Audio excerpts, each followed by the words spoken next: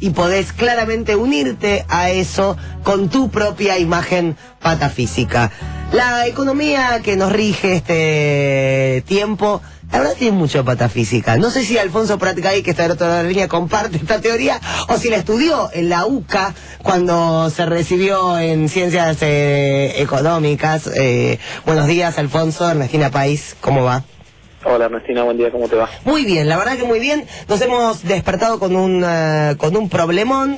Hoy hay que decidir el tema de los DNU y la verdad es que ya hay diferentes posiciones y hay una acusación de Carrió a todo el espectro de la oposición que dice, bueno, no sé si esto es inocencia o es complicidad, y la verdad es que me gustaría saber tu opinión, Alfonso.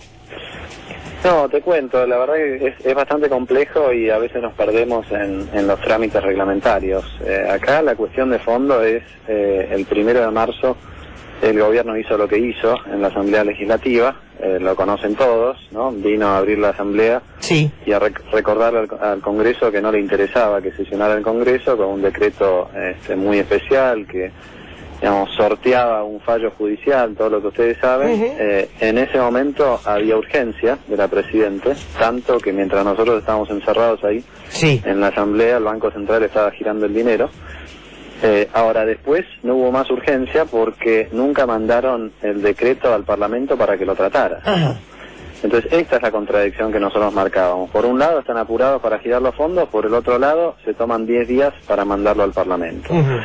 Y en esa contradicción nosotros dijimos, bueno, a ver si nos acompaña el resto de la oposición para juntarnos de todos modos, aunque no haya llegado el decreto, que no se haya cumplido el trámite, porque el gobierno lo demora, y tengamos una sesión especial y tratemos la cuestión, ¿no? Eso, bueno, no pudimos convencer al resto de la oposición y ahí empezaron un poco los cruces. Ahora, ¿cómo es posible, digamos, cuando ustedes, de qué manera, a mí lo que me gusta es que la gente entiende los mecanismos bien caseramente, o sea, ¿cómo se convoca a la oposición para esta sesión extraordinaria que no pueden convocar?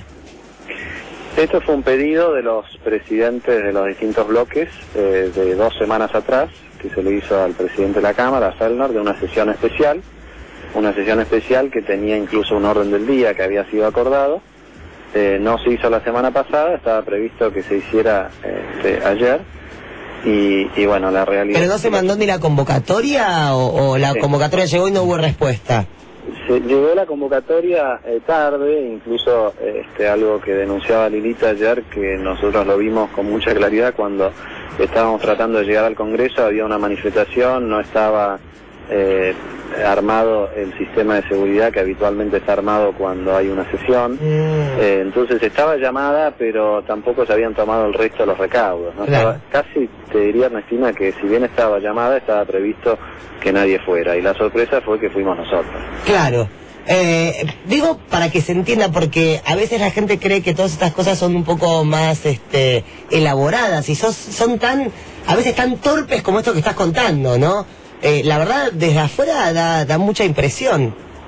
Da mucha impresión que se convoque una sesión extraordinaria y que no se cuide la seguridad de los legisladores que van, que realmente la convocatoria llegue tarde, que mientras está dando un discurso te esté mandando un DNU por atrás para liberar fondos rápidamente, casi en secreto. Digo, parece que no puede pasar, pero pasa.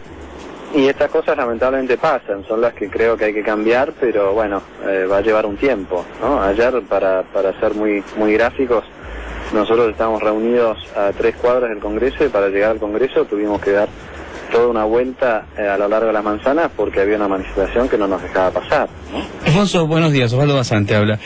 Hola, ayer Mercedes Mercado del Pont aseguró que hizo todo legalmente y que la transferencia de dinero se hizo recién a las 18:38.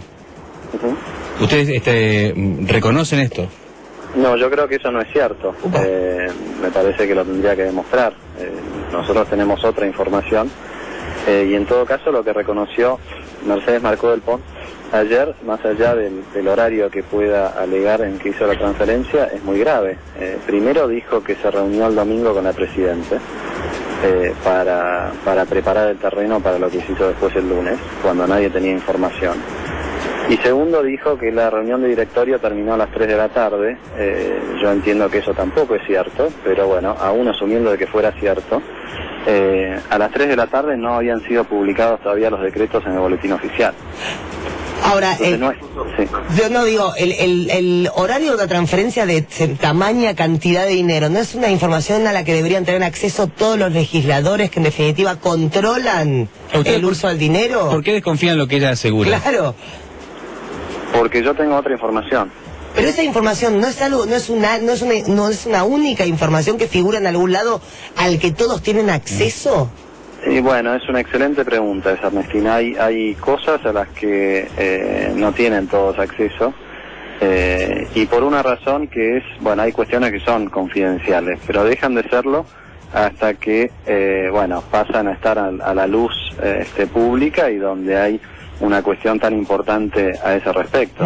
De vuelta, yo insisto, acá lo importante no es cuándo se transfirieron los fondos.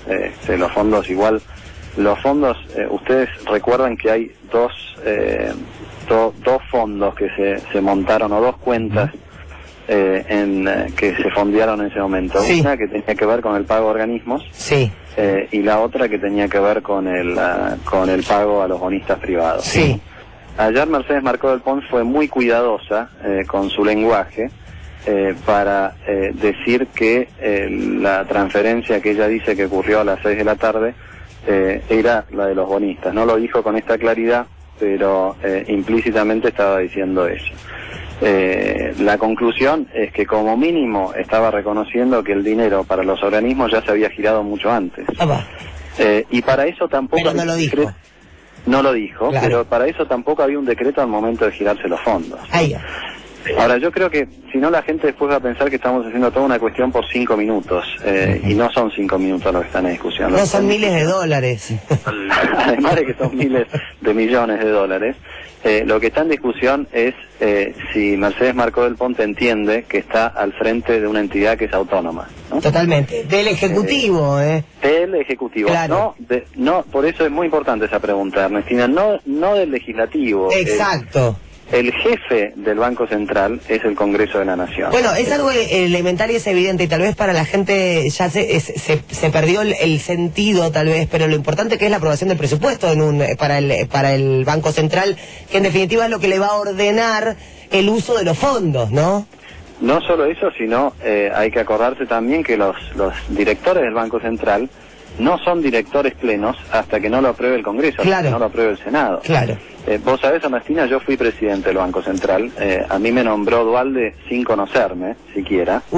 El día que me invitó a ser presidente del Banco Central en Olivos fue la primera vez que lo vi en mi vida. Duhalde, qué impresión, ¿no? Sí. Duhalde entendía que el Banco Central tenía que ser independiente y por eso eligió a alguien a quien no conocía. Claro. Y yo le dije que lo hacía con mucho gusto, pero necesitaba tener el acuerdo del Senado. Y estaba esperando el momento en que me llamara el Senado para ir a comparecer y ir a explicarles, cosa que hice cuando me llamaron durante 4 horas. Mercedes Marcó del Pont, cuando la llama el Senado para confirmar su pliego, dice que no tiene tiempo. O sea, ¿qué otra cosa más importante tenía para hacer, no? Claro. Y ¿sabés lo que tenía para hacer? Tenía que ir a la Casa Rosada a discutirlo con Cristina. Entonces ella está manifestando con su comportamiento y con mucha claridad que entiende que la subordinación es al Poder Ejecutivo y no al Poder Legislativo. Y este es el problema de fondo. No es la capacidad técnica de Mercedes Marcó del Pont, que tiene posgrados afuera, no es la trayectoria, es la conducta en torno de estos fondos, y es la manifestación muy clara de su parte de que entiende que el Banco Central es un apéndice del Poder Ejecutivo. Eso lo entiendo. Entiendo también que quien designa o quien define cuál es el nombre de ese titular es el Ejecutivo, porque claramente el titular del Banco Central tiene que estar alineado de alguna manera con lo que es la política económica de un país. Así como lo eligió Duhalde. Claro, exactamente. Y controlado por el Congreso. Ahora, ¿qué pasa cuando ese Congreso es opositor? Y en definitiva, las medidas que decidiera tomar el Ejecutivo se ven impedidas continuamente. Bueno, eso es otra cuestión, digamos, el Banco Central está al margen de eso, porque el Banco Central tiene esa autarquía, esa autonomía, para llevar a cabo lo que tiene que hacer, independientemente de lo que esté sucediendo en el Congreso, o independientemente de la... Sí, bueno, pero convengamos que es complicado gobernar si no puedo disponer de los fondos para lo que creo que es necesario hacer, ¿no? Claro, pero los fondos del Banco Central no son disponibles para el Poder Ejecutivo. Okay. Entonces, la discusión pasa por otro lado, por el presupuesto, pasa por otros lugares, pero no por lo que hace o deja de hacer el Banco Central. A mí, cuando yo era presidente del Banco Central, yo fui, por ejemplo, a las reuniones de las comisiones en diputados todas las veces que me llamaron. Nosotros la semana pasada hicimos una citación al directorio del Banco Central, y después yo llamé por teléfono a alguno de los directores. Mercedes Marcó del Pont no me contestó el teléfono, ¿no? Y dijo que bueno, que por ahora no podía ir a la comisión. Está ocupadísima, Alfonso, está ocupadísima. Está muy ocupada, pero creo que fue un error porque hubiera tenido un lugar y una vidriera para explayarse y para explicar lo que ayer no pudo explicar porque ya le había dado la negativa al Senado la semana anterior. Nicolás Wiñaski está escuchando desde Chaco porque le tocó ir a cubrir bueno, la reasunción de Kirchner al frente del PJ y no sabemos si va a volver, así que te va a hacer una pregunta desde allá.